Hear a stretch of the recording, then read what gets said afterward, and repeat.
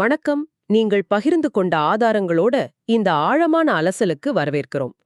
இன்னைக்கு நாம பார்க்க போறது டாரன் ஹார்தியோட தி காம்பவுண்ட் எஃபெக்ட், அதாவது கூட்டு விளைவு. ஆமா. இந்த புத்தகம் சொல்றது என்னன்னா, வெற்றிங்கிறது ஒரே ராத்திரியில வர்ற மேஜிக் இல்ல.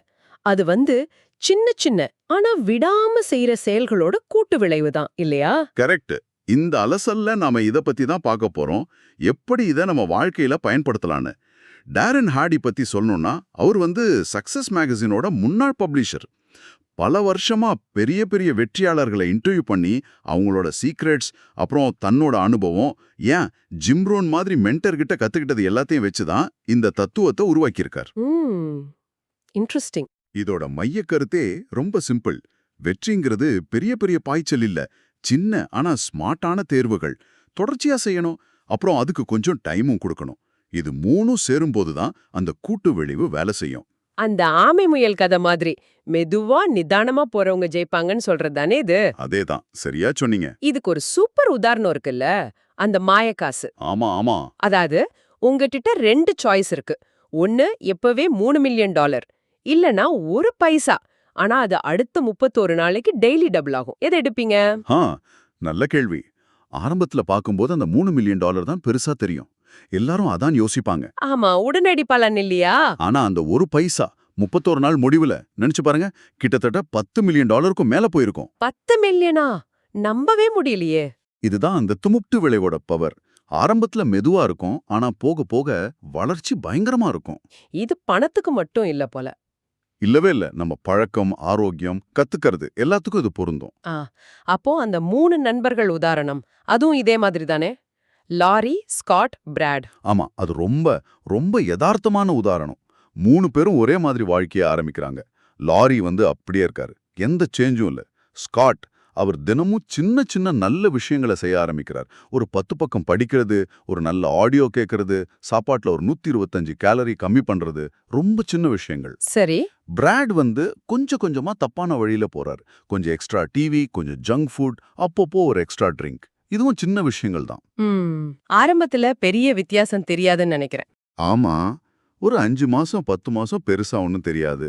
ஆனா ஒரு 2.5 வருஷம், அதாவது சுமார் 31 மாசம் கழிச்சு பார்த்தா, ஸ்காட் நல்லா ஃபிட்டா, வேலையில ப்ரொமோஷனோட, கல்யாண வாழ்க்கையில சந்தோஷமா இருக்கார். பிராடு உடல் எடை கூடி, வேலையிலயும் திருப்தி இல்ல, குடும்பத்திலயும் பிரச்சனை. லாரி எந்த மாற்றமும் இல்லாம ஆனா கொஞ்சம் விரக்தியோட இருக்கார். ஆக அந்த சின்ன சின்ன தொடர்ச்சியான செயல்கள் தான் இவ்ளோ பெரிய வித்தியாசத்தை உண்டாக்குது. நிச்சயமா. நாம் இதை ரொம்ப சாதாரணமா எடுத்துக்கிறோம். இதிலிருந்து வர்ற முக்கியமான விஷயம் என்னன்னா, நம்ம வாழ்க்கைக்கு நாம தான் முழு பொறுப்பு. நாம எடுக்கிற ஒவ்வொரு சின்ன சின்ன சாய்ஸ் தான் நம்மள உருவாக்குது, இல்லையா? 100%. நாம எடுக்கிற சின்ன கவனிக்கப்படாத முடிவுகள் தான் நம்ம பாதையை தீர்மானிக்குது. இந்த விழிப்புணர்வு ரொம்ப முக்கியம். அப்புறம் பழக்க வழக்கங்கள். நம்ம செயல்கள்ல 95% பழக்கங்கள் தான். 95%? அப்போ நல்ல பழக்கங்களை உருவாக்குறது எவ்ளோ முக்கியம்? ஆமா, நல்ல பழக்கம் வெற்றிக்கு கூட்டிட்டு போகும், கெட்ட பழக்கம் தோல்விக்கு. ஆனா ஒரு புது பழக்கத்தை உருவாக்குறதுக்கு வெறும் மன உறுதி, அந்த வில் பவர் மட்டும் பத்தாது. அப்போ வேற என்ன வேணும்? ஒரு வலுவான ஏன் வேணும். வை பவர்னு சொல்றாரு ஹார்டி. எதுக்காக இந்த மாற்றத்தை கொண்டு வரணும்னு உங்களுக்கு ஒரு ஆழமான காரணம் இருக்கணும். உங்க அடிப்படை மதிப்புகளோட, கோர் வேல்யூஸோட உங்க இலக்குகளை கனெக்ட் பண்ணணும். புரியுது. அந்த காரணம் வலுவா இருந்தா வில் பவர் தானா வரும். ஆமா. ஆனா அந்த முதல் ஸ்டெப் எடுக்கிறது, ஒரு புது விஷயத்தை ஆரம்பிக்கிறது, அதுதான் கொஞ்சம் கஷ்டமா இருக்குமே. ஆமா, அது ராக்கெட் கிளம்புற மாதிரி. ஆரம்பத்துல நிறைய எரிபொருள், நிறைய சக்தி தேவைப்படும். அதான் அந்த பிக் மொமெண்டம்னு சொல்றீங்க இல்லையா? அதேதான், பிக் மோ. ஒரு தடவை அந்த உத்வேகம் கிடைச்சிட்டா அப்புறம் போறது சுலபம். அந்த கைப்பம்பு உதாரணம் ஞாபகம் இருக்கா? ஓ ஆமா, தண்ணி வர வரைக்கும் கஷ்டப்பட்டு பம்ப் பண்ணணும். ஆமா, ஆனா தண்ணி வர ஆரம்பிச்சதும் லேசா பம்ப் பண்ணலே போதும், ஆனா நிறுத்தக்கூடாது. தொடர்ச்சி முக்கியம். மிக முக்கியம். அந்த மொமெண்டம தக்க வைக்க தொடர்ச்சி வேணும். இதுக்கு நம்மள சுத்தி இருக்க தாக்கங்களும் காரணமா இருக்கு. தாக்கங்கள்னா இன்ஃப்ளூயன்சஸா? எது சொல்றீங்க? 3 முக்கியமான தாக்கங்கள் சொல்றார். 1 உள்ளீடு, அதாவது இன்புட். உங்க மனசுக்குள்ள நீங்க எதை விடுறீங்க. குப்பை உள்ள போனா குப்பை வெளில வரும்னு சொல்ற மாதிரி. அதேதான். நல்ல விஷயங்களை படிங்க, கேளுங்க, பாருங்க. 2வது தொடர்புகள், அசோசியேஷன்ஸ். நீங்க யாரோட அதிகமா நேரம் செலவழிக்கிறீங்களோ அவங்க மாதிரி ஆகிறதுக்கு வாய்ப்பு அதிகம். ம் இது யோசிக்க வேண்டிய விஷயம். ஆமா. 3வது உங்க சூழல், என்விரான்மெண்ட். உங்க சுற்றுப்புறம் உங்க பழக்கவழக்கங்கள பாதிக்கும். இந்த 3லயும் கவனமா இருக்கணும். சரி. நல்ல பழக்கங்கள், மொமெண்டம், சரியான தாக்கங்கள். இதுக்கப்புறம் என்ன? முடுக்கம்னு சொல்றாரே. ஆமா.